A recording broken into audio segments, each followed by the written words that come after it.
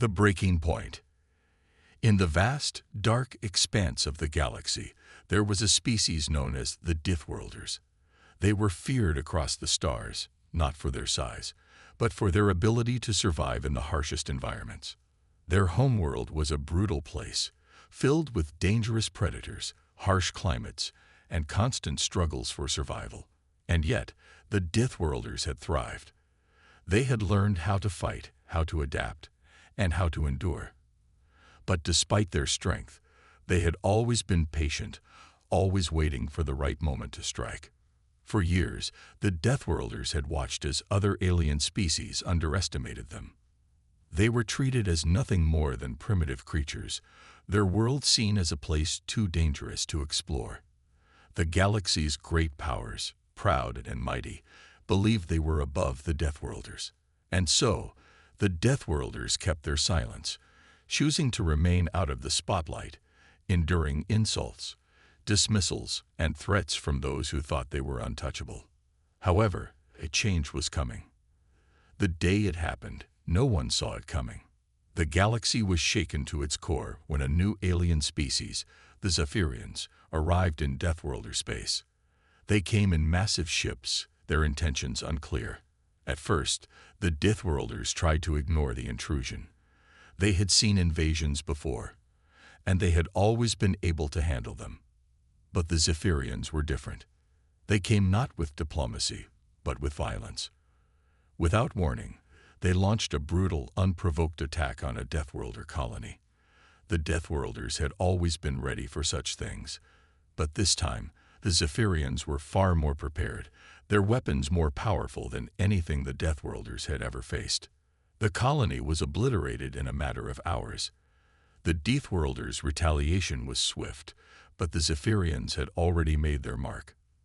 The attack was brutal, calculated, and designed to send a message. And it did. The leaders of the Deathworlder Alliance gathered in secret. They were furious, their pride wounded. This was no longer just another attack. It was an act of defiance, a challenge to their very existence. The Zephyrians had crossed a line, and the Deathworlders knew it. They could no longer remain silent. They could no longer wait. The leaders met in a dimly lit chamber, their faces hard with anger. They had been patient for far too long. Now, it was time for action. It was time to show the galaxy that the Deathworlders were not a species to be toyed with. The Zephyrians must pay for this, said Varric, the commander of the Deathworlder fleet. His voice was calm, but there was a fire in his eyes. They think they can come into our space and destroy our people without consequences. They have made a mistake. Another leader, Talia, a renowned strategist, nodded. We've let this go on for too long. The galaxy thinks we're weak, that we will always take whatever they throw at us. They are wrong. We are not weak. We are patient, but we can only take so much. The room fell silent. Each leader knew that this moment would change everything. The Deathworlders had always been patient, always biding their time. But now they had been pushed too far. The Zephyrians had shown the galaxy that the Deathworlders were not to be respected. That was a mistake they would soon regret. Prepare the fleet, Varric ordered. It's time we show them the price of underestimating us. The leaders of the Deathworlders turned to their soldiers, their allies, and their commanders. Every one of them was ready. They had been patient for too long, but that patience had reached its limit. The Deathworlders would no longer stand idly by while their people were destroyed. They would fight back, and they would do so with the full force of their power. Across the Deathworlder homeworld, the sound of mobilization filled the air. Ships were prepared, weapons were sharpened, and soldiers were given their orders. The fleet was ready to move. The message was clear. The galaxy had been warned time and time again. The Deathworlders had never sought conflict. They had always been willing to live in peace with the other species of the galaxy. But now, their patience had been broken, and the Zephyrians would pay the price for their mistake. As the Deathworlder fleet prepared to launch its first strike, the Zephyrians had no idea what was coming. They had underestimated the Deathworlders, and now they would face the consequences. The galaxy would soon learn that the Deathworlders were not a species to be ignored, and no one would ever dare cross them again. The countdown began. The first strike was ready, and with it, the galaxy would be changed forever. The first strike. The silence of space was broken as the Deathworlder fleet began its journey to face the Zephyrians. The fleet moved in perfect unison, a collection of deadly ships, each one built to endure the harshest environments. Every ship in the fleet carried weapons that could obliterate entire worlds, yet the Deathworlders had only ever used them in defense. Now, they had been pushed to their limits. Varric stood on the bridge of the flagship, staring out into the vastness of space. His hands gripped the cold metal of the control panel. The adrenaline coursed through him, but his face remained stoic. This was no longer about survival. This was about sending a message. A message that the Deathworlders were not to be underestimated, that they would not allow anyone to harm their people without facing dire consequences. "Commander, we are approaching Zephyrian space," said a voice from behind him. It was Talia, the strategist. She had been with him through countless battles, and she knew the weight of this moment. "We are ready," Varric replied. "Prepare the fleet for the first strike. Target their shipyards and military outposts."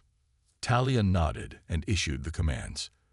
The fleet was spread out, a vast formation of powerful warships, all locked in a single mission: to make the Zephyrians understand the price of their aggression. Every ship was loaded with enough firepower to bring entire systems to their knees. As the fleet drew closer to the Zephyrian-controlled region of space, the tension in the air was palpable. Across the Deathworlder ships, every soldier and officer stood at attention, their eyes fixed on the screens in front of them. This was not just a military operation. It was a declaration of war. Varric could feel the weight of the moment in his chest. He knew that once the first shot was fired, there would be no going back. The galaxy would take notice, and the Zephyrians, foolish enough to underestimate the Deathworlders, would learn the hard way that they had crossed a line they could never uncross. The first salvo of missiles launched from the fleet, cutting through the blackness of space with deadly precision. In an instant, the Zephyrian shipyards and military installations were engulfed in explosions. The massive factories that had been producing weapons for the Zephyrian fleet were now burning ruins. Ships that had been docked at the shipyards were torn apart, and entire facilities were reduced to nothing but debris. The Deathworlders didn't hesitate. They had made their move, and now they would watch as the Zephyrians struggled to respond. The first strike had been a success, but the real test was still to come. The Zephyrians were not a weak species. They had powerful weapons, and they would retaliate. But the Deathworlders had made their point. They were here, and they were not afraid to fight. The Deathworlder fleet moved on, targeting strategic locations across Zephyrian territory. Each strike was calculated, designed to cripple the Zephyrian war machine. There was no mercy. The Deathworlders had endured too much, and now they were taking back what was theirs. Meanwhile, on the Zephyrian capital ship, chaos erupted. The Zephyrian commanders were scrambling to organize a response, their communications flooded with reports of the devastating attacks. The Zephyrians had expected some resistance, but they had never anticipated the Deathworlders' full might. They had believed their technological superiority would guarantee their victory. But they were wrong. The Deathworlders had more than just advanced weapons. They had the will to fight and the determination to protect their people. "We were warned," muttered a Zephyrian officer, staring at the live feed of the destruction. "How could we have been so blind?" The Zephyrians were now scrambling to deploy their own ships, but it was too late. The Deathworlders had already struck at the heart of their military power. As the Deathworlder fleet pressed on, the Zephyrian forces found themselves on the defensive, struggling to mount any kind of meaningful counterattack. Back aboard the Deathworlder flagship, Varric watched as the destruction unfolded. His hands were steady, his mind focused. This was the moment they had been preparing for. The Zephyrians would know that when the Deathworlders took action, they didn't stop until their message was heard. And this message was clear. They would not be intimidated, and they would never be defeated. Varric turned to Talia, his eyes dark with determination. This is just the beginning. The Zephyrians thought they could break us. Now they will see that the Deathworlders are not a species to be trifled with. Talia nodded, her expression grim. They've made their mistake, and they'll pay the price. But we cannot stop here. We must ensure that no one ever forgets what happens when you challenge the Deathworlders. The fleet moved deeper into Zephyrian space, preparing for their next target. The war was just beginning, and the galaxy would soon learn the true power of the Deathworlders. The response of the Zephyrians. The Deathworlder fleet moved like a storm across the Zephyrian sector, leaving chaos in their wake. The strikes had been precise, powerful, and terrifying. The Zephyrians, once confident in their military dominance, now found themselves scrambling to react. They had never seen anything like this before. The Deathworlders weren't just attacking. They were dismantling their entire war machine, piece by piece. Inside the Zephyrian command center, panic spread quickly. The once proud species now realized how foolish they had been to ignore the warning. They had underestimated the Deathworlders, assuming that their advanced technology and vast fleet could easily handle any threat. But the Deathworlders weren't like any enemy they had faced before. "We can't keep up with them," General Crixon muttered, staring at the holographic map of the galaxy. His fingers hovered over the screen, unable to comprehend the scale of the destruction. "Their fleet is too powerful. Our defenses are crumbling." The council members around him exchanged worried glances. They had spent years building their military strength, but nothing in their arsenal had prepared them for this. They had ignored the warnings from the Galactic Council, laughed off the stories of the Deathworlders' fury. And now they were paying the price. It was too late to change their course of action. The Deathworlders had already taken control of their space. "They're targeting our fuel supplies next," Crixon continued. "If they destroy our reserves, we'll be crippled. We won't even be able to defend our homeworld." The Zephyrian fleet, once a symbol of unstoppable force, was now in retreat. Their ships, though technologically superior, were no match for the sheer power and speed of the Deathworlders. The Deathworlder ships cut through their defenses like a hot knife through butter. Every attack felt like a punch to the gut, sending shockwaves through the entire Zephyrian military. Crixon clenched his fists, his mind racing. What could they do? What could stop this madness? They had tried diplomacy, tried to reason with the Deathworlders, but the message was clear. There was no room for negotiation. They had crossed a line, and now they would have to face the consequences. Meanwhile, on the Deathworlder flagship, Varric stood tall, watching the destruction unfold on the holoscreens. His expression was as cold as ice. He had been waiting for this moment for a long time, and now it was here. The Zephyrians had pushed them too far, and now they would see what happened when the Deathworlders finally struck back. "We've broken through their outer defenses," Talia reported, her voice steady but laced with excitement. "We're moving toward their central command base." Varric nodded. He had expected this response. The Zephyrians would try to defend their capital, but it wouldn't be enough. The Deathworlders had the element of surprise, and they were ruthless in their pursuit of victory. "Good," Varric said, his voice low and commanding. "Push forward. Leave no survivors." On the Zephyrian capital ship, General Crixon's eyes widened in horror as the Deathworlder fleet closed in. He could feel the weight of defeat pressing down on him. The Zephyrians had underestimated the Deathworlders, and now they were facing annihilation. "We have no choice," Crixon said, his voice heavy with regret. "Activate the planetary defenses. If we can't stop them in space, we'll have to defend our homeworld." The command was given, and Zephyrian forces scrambled to activate the last line of defense. A massive planetary shield that could block most weapons fire. It was their last hope, but even as they scrambled to deploy it, Crixon knew it wouldn't be enough. The Deathworlders were too strong, too determined.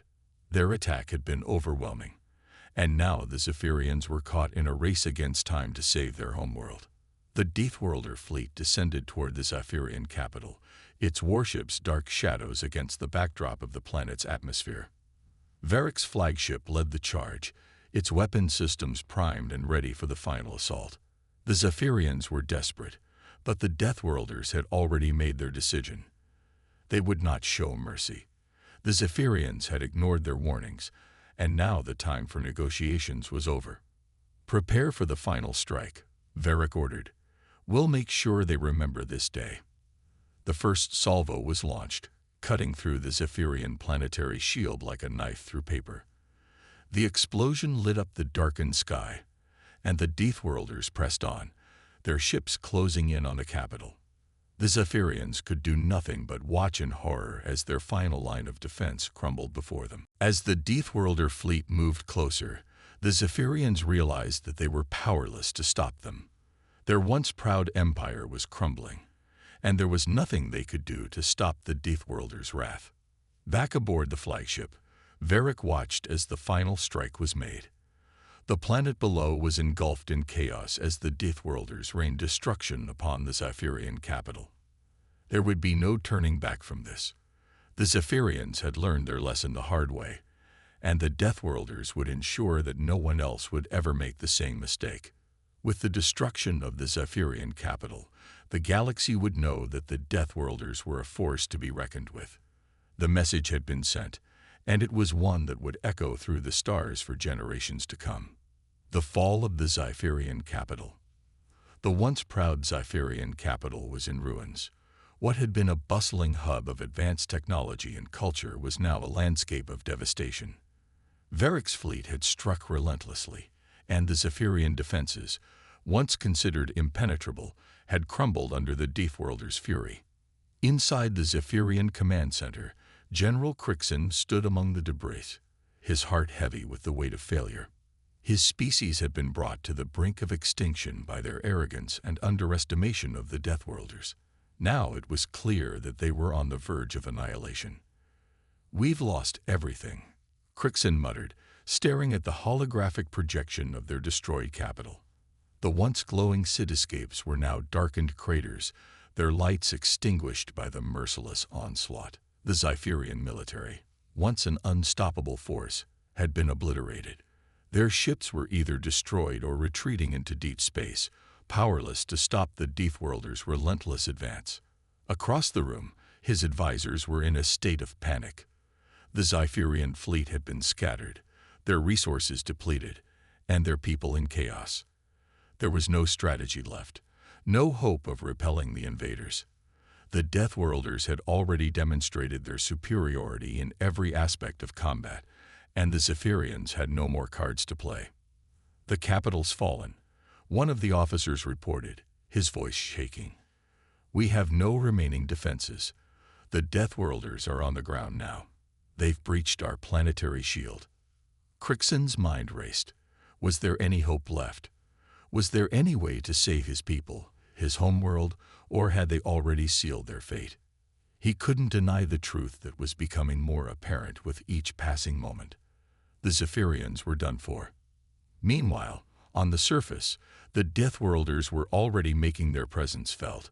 Varric's troops had landed, and their terrifying, relentless nature quickly turned the once pristine cityscape into a battlefield. The Deathworlders moved like shadows, their movements swift and calculated, striking down any resistance with ease. The Zephyrians were no match for their raw power and brutal efficiency. "Push forward," Varric's voice echoed over the comms as his troops stormed the streets, cutting through the disorganized remnants of the Zephyrian defense forces. "No mercy." His words were a chilling reminder of the price of underestimating the Deathworlders. They had long been seen as nothing more than a reckless, primitive species by the galaxy's more advanced civilizations. But in this moment, it was clear that their rage and power had given them an advantage unlike any other. No one, no matter how powerful, could stand against the Deathworlders once they decided to act. The Zephyrian capital was soon engulfed in chaos. Explosions shook the ground, and the once proud buildings crumbled beneath the onslaught of the Deathworlders. Their heavy weapons tore through walls with ease, and their presence on the ground left the Zephyrians in terror. There was no escape, no sanctuary left. Within the capital's once grand palace, Crixon watched the destruction unfold through the windows. His face was a mask of defeat, his mind haunted by the realization that he had led his people to their doom. He had known of the Deathworlders' potential, but had dismissed it as nothing more than a myth. And now, that myth had become an undeniable, terrifying reality. We failed, Crixon whispered to himself. The entire planet was at the mercy of the Deathworlders. No amount of resistance would change their fate. They had been warned. They had ignored the signs, and now the consequences were playing out before their very eyes. Meanwhile, Varric, standing on the steps of the palace, observed the victory unfold with cold satisfaction. His men moved quickly, sweeping through the remains of the city and ensuring there would be no counterattack. As he watched the destruction from above, he felt no joy, no triumph, just the cold certainty that this was the outcome the Zephyrians had earned. The Deathworlders had long been underestimated by the galaxy. Now, they were proving their might, making sure that no one would dare overlook them again. The message was clear: cross them, ignore them, and they would show no mercy. The Zephyrians were merely the first to learn this lesson. "We're not done yet," Varric murmured, his eyes narrowing as he surveyed the devastation. "This is just the beginning." The Deathworlders would not stop here. They would continue to carve their path through the galaxy, making sure no one would ever question their power again. The Zephyrian capital was now a testament to what happened when a civilization dared to provoke them. As the sun set over the ruined city, Crixon knew that his people would never recover. The Deathworlders had struck their final blow, and there was no coming back from this. The fall of the Zephyrian capital would echo through the stars, a warning to every species that thought they could challenge the Deathworlders. The reckoning of the galaxy. The word had spread quickly. The Zephyrian capital was gone, reduced to ashes, and every star system within reach felt the tremors of what had just transpired. For the first time in eons, the galaxy was on edge. The Deathworlders had proven they were not a species to be trifled with. They had delivered a brutal message to the cosmos. Underestimating them would come with catastrophic consequences. Varric stood in the command center aboard his flagship, his mind sharp and focused. His fleet had just delivered a devastating blow to the Zephyrians, but he knew this was only the beginning. The galaxy had seen the power of the Deathworlders, but now the universe needed to understand that humanity's presence in the galaxy could not be ignored. "The Zephyrian Empire has fallen," Varric said, his voice steady as he addressed his crew. "But this war is far from over. We will make sure no one forgets what happens when humanity is pushed to its limits." Around him, his officers nodded. They were battle-hardened veterans, each of them knowing the harsh price of resistance. There was no mercy in their eyes. They were survivors of countless battles, but the Deathworlders were more than just a warrior race. They were a message, a warning. The Federation, the Galactic Council, and the countless other species that had once looked down upon the humans were now on alert. There was no telling how the Deathworlders would proceed. Their fury was a new force in the galaxy, one that had once been underestimated and now was feared. Across the galaxy, the leaders of the major star systems convened in panic. They had ignored the warnings from the Galactic Council, dismissed the Deathworlders as primitive brutes who lacked the sophistication of their advanced societies. The Zephyrians had learned the hard way that this assumption was a grave mistake. But what about the others? Do we retaliate? The Grand Arbiter of the Galactic Council asked, his voice full of unease. What do we do about the Deathworlders? His words echoed through the chambers as all eyes turned to the Council's leaders. They had thought their power was absolute, that no one could threaten their supremacy. Yet here they were, faced with the very real possibility that their authority was slipping away. "We do nothing," said a voice from across the room. It was Kailas, the leader of the Thracian Dominion, one of the most powerful military forces in the galaxy. His face was hard, yet there was uncertainty in his eyes. He was no fool. He understood the magnitude of the situation. If we strike now, we risk provoking them. What they've done to the Zephyrians could be just a taste of what they're capable of. The room fell into a tense silence. There were no easy answers, no consensus. The Deathworlders had broken a crucial rule. They had struck first, without provocation. In the galaxy, that was unheard of. Yet the sheer force of their attack could not be denied. The Zephyrians had tried to fight back, and now their empire was in ruins. The council members could sense the fear in the air. They didn't know what to do, but they all knew one thing. If the Deathworlders continued their advance, nothing could stand in their way. Meanwhile, Varric was readying his fleet for what he anticipated would be the next phase. He wasn't content with just one victory. The Zephyrians were only the beginning. As he surveyed the systems on his tactical map, his eyes glinted with determination. "There will be more," he said softly, the weight of his words sinking into the hearts of his officers. "We won't stop until the galaxy understands who we are." His fleet began to move. They had made their statement with the destruction of the Zephyrian capital, but now it was time for something more. Varric wanted the galaxy to understand that humanity would no longer sit idly by. They had been pushed into the shadows, underestimated, and ignored for far too long. Varric had seen the remnants of countless civilizations who had dared to oppose the Deathworlders. But this time, they were fighting a war they had never expected. The Deathworlders didn't care about rules, diplomacy, or the well-being of their enemies. They cared only about victory. Back in the heart of the galaxy, the panic was palpable. Leaders whispered about the Deathworlders' next move. Every species that had once looked down on humanity now found itself reconsidering its stance. Could they defeat the Deathworlders, or would they join the ranks of those who had been obliterated by their unstoppable might? On the edge of the galaxy, Varric's fleet continued its march. The Deathworlders were more than an army. They were a force of nature. And no one, not even the most advanced civilizations, could withstand their wrath for long. As the fleet advanced into uncharted space, the galaxy held its breath, knowing full well that the death toll would rise, and the universe would never be the same again. The price of defiance. The galaxy's response to the Deathworlders' fury was swift but fractured. In the wake of the devastating destruction wrought by humanity's hand, leaders of various species began scrambling to reassert their dominance, but it was clear that the balance of power was forever altered. The once unified Galactic Council had splintered, and now there were whispers of alliances forming, each vying to protect their own interests. Every species knew one thing. The Deathworlders had crossed a threshold, and nothing could be the same again. Varric stood in the command center, his eyes narrowing as his fleet approached a new target, an armada of Thracian warships that had been rapidly mobilized in the wake of their defeat.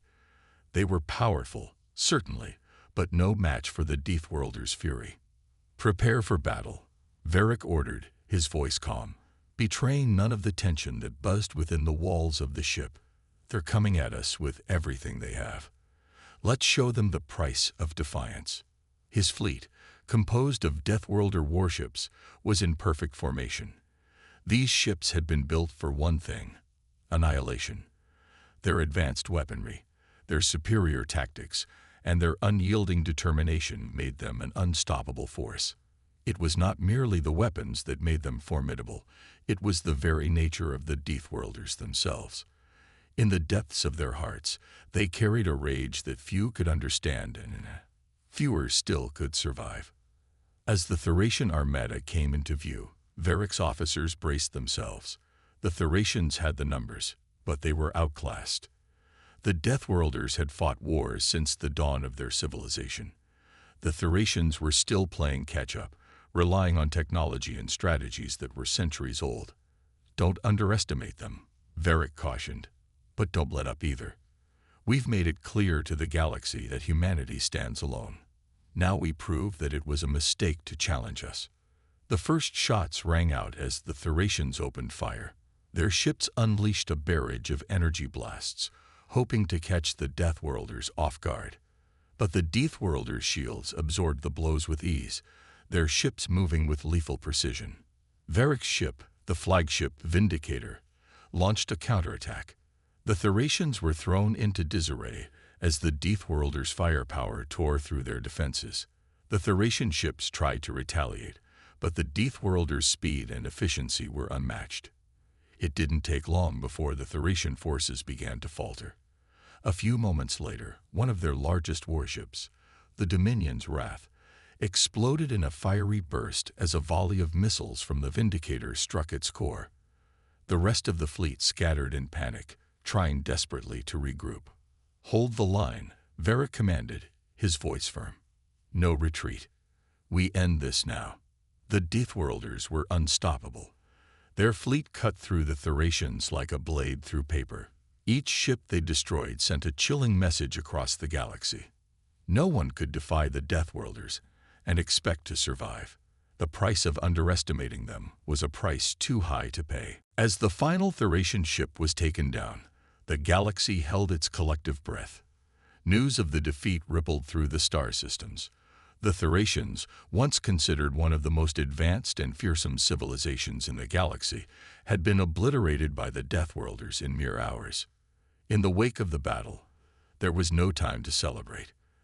The universe had learned an important lesson. Humanity and the Deathworlders were a force to be reckoned with, and the consequences of defiance were far worse than anyone could have imagined. As Varric surveyed the wreckage of the Thracian fleet, he couldn't help but feel a sense of grim satisfaction. The galaxy would now understand. Humanity had arrived, and the consequences of ignoring them were dire. "We've made our point," Varric said quietly to his officers. "Now we make sure everyone remembers." His fleet turned to face the next target, ready to continue their path of retribution and set the stage for what would be the final reckoning of the galaxy. The galaxy remembers. The aftermath of the Deathworlders' vengeance echoed across the galaxy. News of their brutal victory spread like wildfire, reaching every corner of the cosmos. The defeat of the Thracian armada, the decimation of their once mighty fleets, was a shockwave felt by every species. The balance of power had shifted. Humanity was no longer the underdog. No one could deny that the Deathworlders were a force of nature, a storm that had finally been unleashed. As the survivors of the Thracian fleet limped back to their homeworld, whispers began to swirl within the Galactic Council. The Thracians were not the only ones who had underestimated humanity. The warning signs had been there, yet no one had acted. Now it was too late. The galaxy was terrified of what might happen next. On Earth, Varric stood before a holographic map of the galaxy, his expression unreadable. His mind was a storm, a swirling maelstrom of thoughts and calculations. Humanity had made its point, but the question remained, what would happen now? With their power proven, with their strength on full display, what would the Deathworlders choose next? "We have shown them our might," Varric said quietly to his council. "But the real battle is not fought in the stars. It's fought in the hearts and minds of those who dare challenge us." One by one, his officers nodded, understanding the weight of his words. The galaxy had been forced to acknowledge the Deathworlders' power, but the galaxy was also known for its pride and stubbornness. They wouldn't give up so easily.